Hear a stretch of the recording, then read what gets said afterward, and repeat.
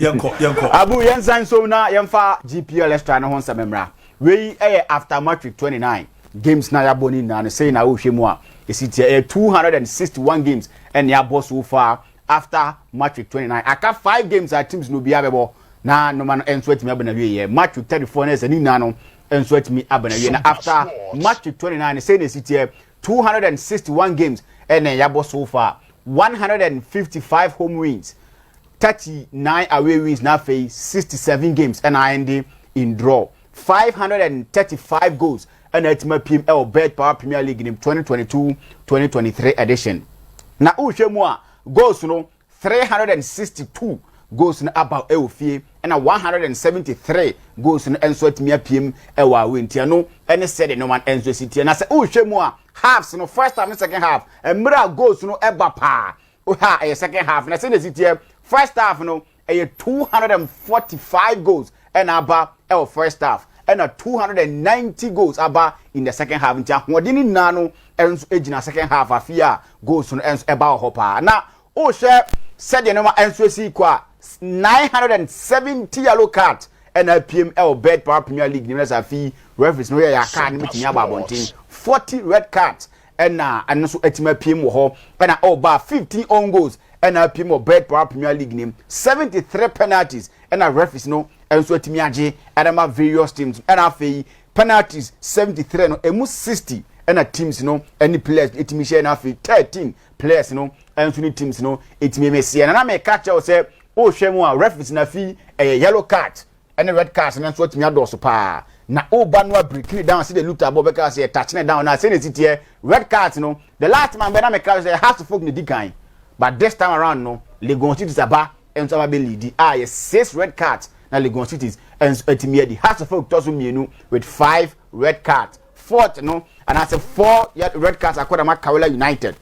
we Tamale United and so red cards na 3 Kotoko edi 3 Tamale City and so edi 2 and after Bebiani Go Stars and so enya 2 red cards some matches anya 2 red cards Dream Service in so enya 2 red cards no enya team I find Kim Fraser 2 red cards in so Atreman and so edi 2 red cards Kotoku Royals Bechem United Brekum Chelsea Mediama Accra Lions Edwina Football Club na Great Olympics obia enso anya red card baako ha eno ene said no man enso sitie yem Bet Power Premier League ni mo a me de air to ndabia me ba na makase season we no goalkeepers ni season into mo boy adwuma pa na o ha enya wan se Edwina Football Club that's so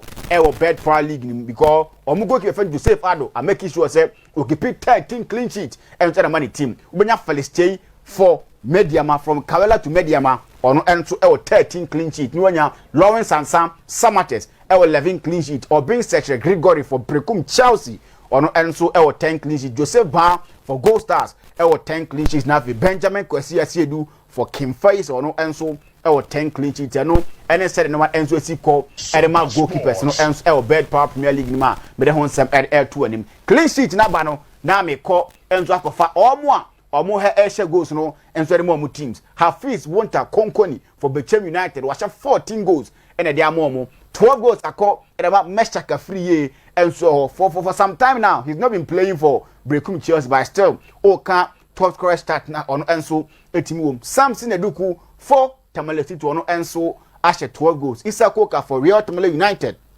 ashe 11 goals abed na go tete beye Kim Fraser on Bebiani Go Stars on enso etimi ashe 11 goals na afei Steven Mukwala Dese for Kumasi Asante Kotoko ono enso etimi ashe goals no makoma 11 no eno tere no ma no enso sitie na match 29 no say and man of the match awards and etimi ye Michael Lenu for Gold Stars onyaye enso etia Great Olympics Babayaya House of Folk ne Kim Fraser wom say Kim Fraser dincho nenso Babayaya enso enya man of the match na ho man of Oma for Real Tamale United oje eye man of the match no against Accra Lions Ushabu for Inswatreman FC or a player that has to focus Obolon and so etimi ho Abdul Karim Aye for Kawela United and so AJ man of the match against Brekum Chelsea Ibrahim Abdullahi AJ Edema Dream FC against Legon Cities Samson Abrante friend God knows Jakpasu and so for Tamale City omoba any Kumasi Asante Kotoko ebe ball draw ono enso etimi enya man of the match set kwajo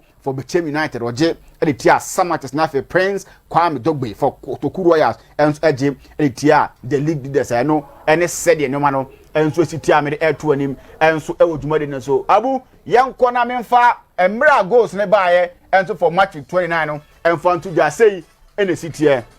ye starting game no from the first minute to the 15th minute no one goal per the team to dwa from 16th minute to the 30th minute nso yenya goals no enso 7 goals ne baaye from 31st to 45th 4 goals and a toja 46 to 60th minute yenya 2 goals 61st to 75th yenya goals no and 9 and after 76 to the 90th minute yenya 6 goals it in all no 24 goals in the toja for yen match 29 no first half 12 second half and 12 match 28 yenya 22 goals and also first half was 11 goals and second half was 11 goals in tenano assign and so sisa yade to ya hefo and ya tiefo anim yenhwe na yanko yen team of the week ne say in the city coach friend Abdul Mumin ono and yen coach of the week ono ejinama hwe ato no one enso atimi e dia man abrantia ono e yen post na Joseph Ban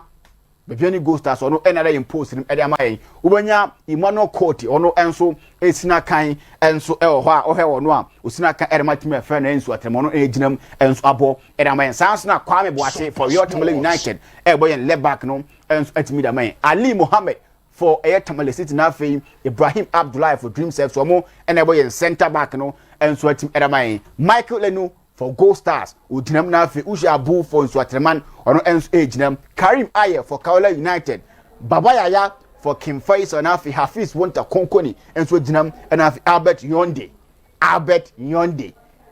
Yonde once we know we player na fe obaye no wakeka ne ho ama ne ma enso atimi atodwa yi a bibia ekoyie enso etimi de man ndino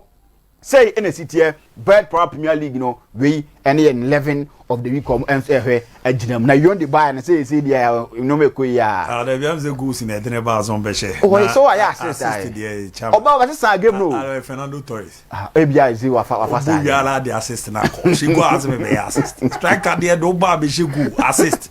Ricardo assist na no obo o di bi she go SOMPA no na be wa jabu anu ni nsama e bobo anu na yede ba ndi ref be so na fe Mr. Borden so na nsama ho no omo enso eda to ya mate ka job mo question ni na so mo ntwemra